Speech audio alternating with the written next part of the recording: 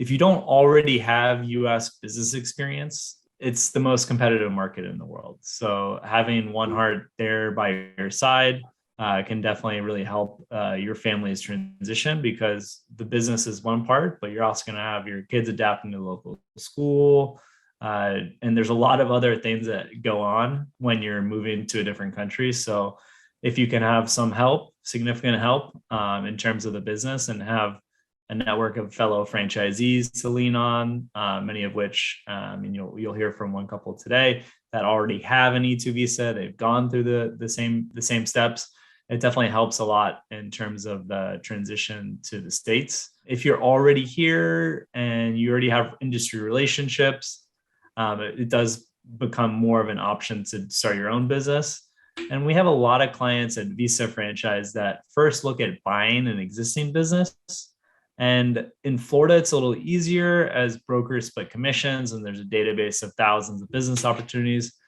But if you're looking, especially in California, Nevada, Arizona, these are states that there's no common depository of businesses for sale, and brokers don't split the commission. So these are all options. Start a business, buy a business for E2 visa, generally 1 to 2 years to buy a business, or start a franchise.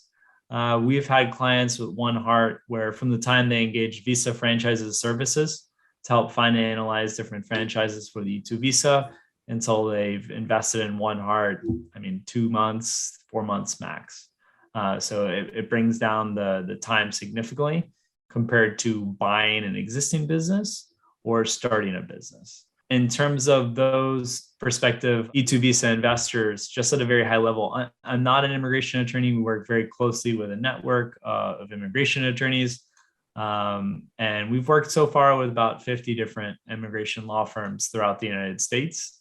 The approval rate with our clients is 100%, as long as the clients attempted 2 times. We've had a few cases out of the hundreds of cases where they applied 1 time and there were some issues at the consulate level, and then they reapplied and got promptly accepted. With 1Heart, it's been 100% success rate.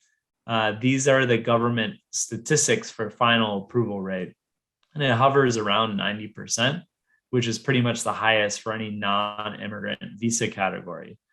So it's a visa where we've had clients that didn't get a B1, B2 approved, and they apply for the E2 visa and they get their E2 investor visa approved. So it has a very high success rate. The key is just meeting a few of the criteria points, and you can check on our website, visafranchise.com. But being a citizen of an E2 visa country, there's roughly 80 countries where we have a treaty of commerce and navigation where you can do a relatively small investment, 100,000 or more in a business, and move with your family here. You have to have controlling ownership. Most of our clients that are investing in a franchise own 100%, but you at least have to have 50% or more in the business. Make a substantial investment. It's going to vary. We've had approvals at 70,000. I've had clients try at 40,000 that got denied, and they had to reapply and commit like 100, 110,000.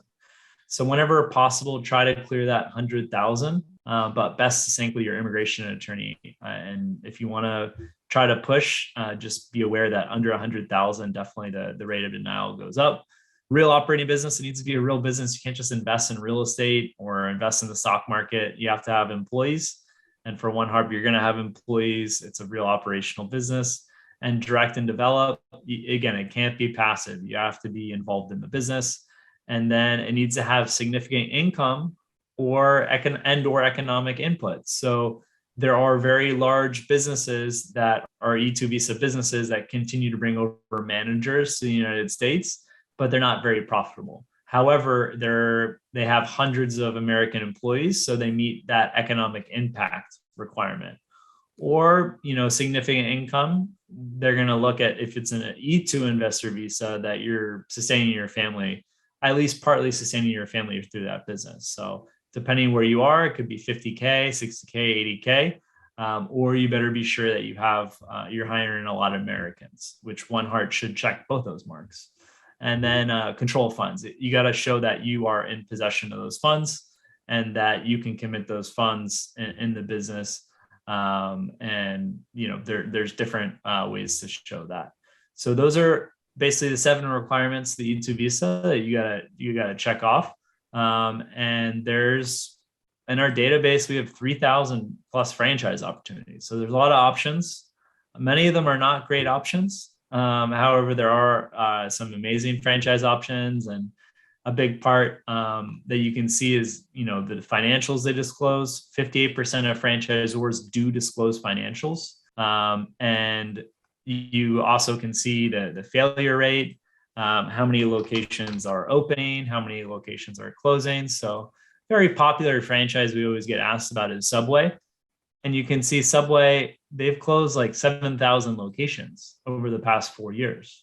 So even though it has a great brand in the United States and people know it, this is the wrong time to open up a Subway. It's better to invest in a business that's booming and has, for the case of 1Heart's industry, where you're riding that wave of baby boomers, and you don't want to be in a business that's on the down. So for free, you can check Vetted Biz. And then if you want to see the comparable metrics, we charge a low monthly fee, and you can see the financials, item 19 performance, as well as download the latest FTD for thousands of brands. There's definitely benefits with seeing the failure rate too, just across industries.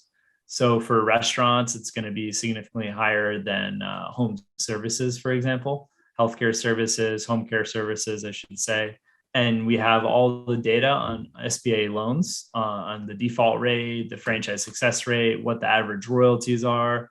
So we have all this information that you can compare franchise to franchise to see how it basically fits with your budget and what you want to be doing.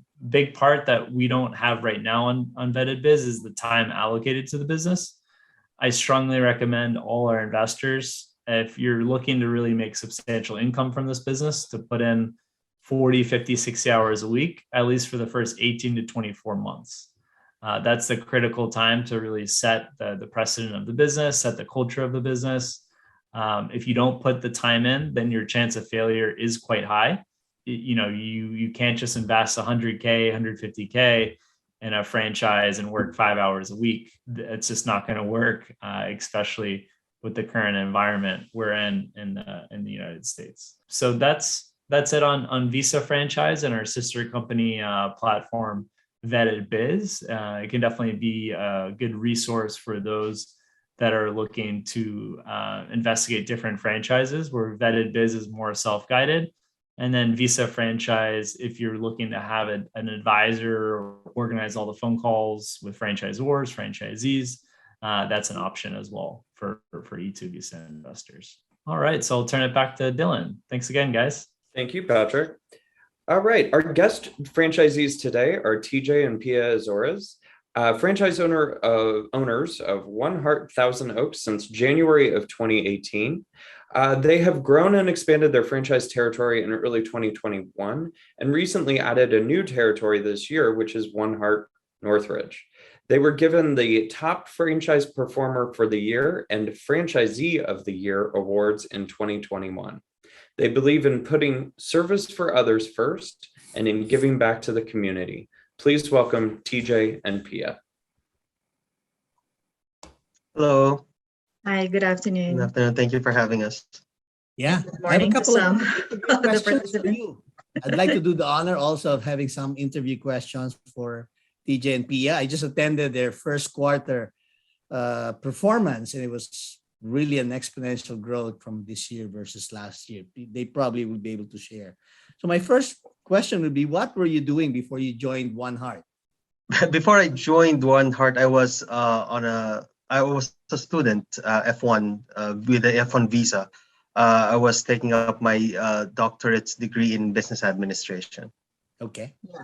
We also And- just had our second child before we Second time, yeah. we joined Oh. 1Heart. So I think our youngest was like a year old at that time. Okay. So what made you choose the home care business? After being a student in my F1, we decided to permanently stay here in the United States. So we are looking for to have a E2 visa. So we've been hearing about a lot of home care, the home care industry since we came here. Then from friends and families that owns care homes, caregivers, nurses, we already knew that there is a demand in this industry.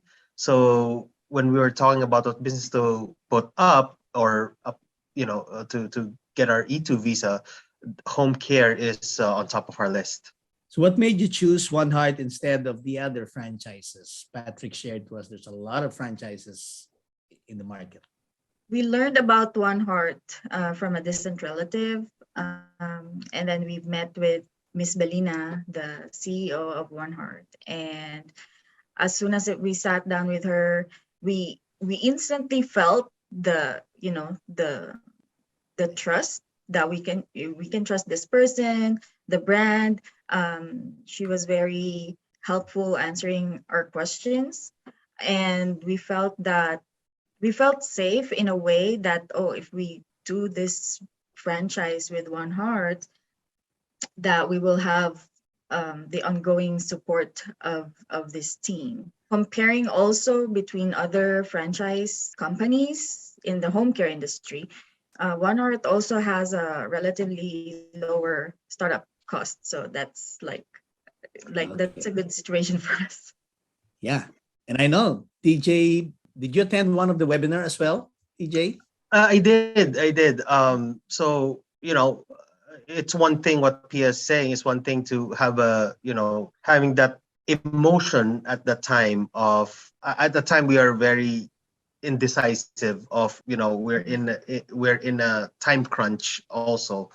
So when I attended the webinar, and as one of the speakers mentioned earlier, I found out the data behind 1Heart that there's a good chance of our getting our E2 visa. So that also gave us a confidence to invest in this business. Yeah, I've seen your operations since day one. You've been part of the training class as well. And from then on, you've expanded your first location after after 2 years? You did an expansion, and you also had a top highest growth award. I think that was year 2019. Then last December 11, you garnered 2 awards. So you are the envy of all the franchises, and they're targeting your numbers as well. So they're very happy to see you, very successful. What are the critical success factors that help you achieve the top franchisee performer of the year and the franchisee of the year? This is the first time that one franchise received that award. So what made you think?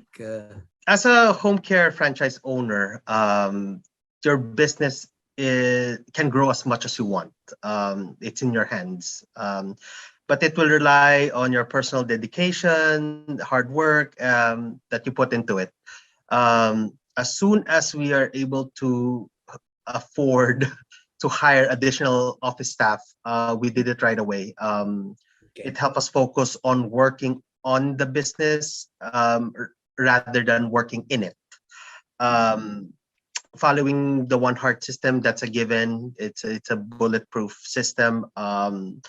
It is what is expected from us from the start. But if you put your heart into it and actually understand the core values, living by it, and what makes you stand out, and from other home care companies, it becomes easier. Well, not easier, but it becomes manageable. So you know that the size of the business also relies on the amount of time you invested on it, and you're a full-time operator, yes. right? Since day one, yes. Okay, so now I can also tell confidently the transformation of both TJ and Pia as an elder care advisor in the community. Not only a problem solver, a consultant, and a friend to the senior community.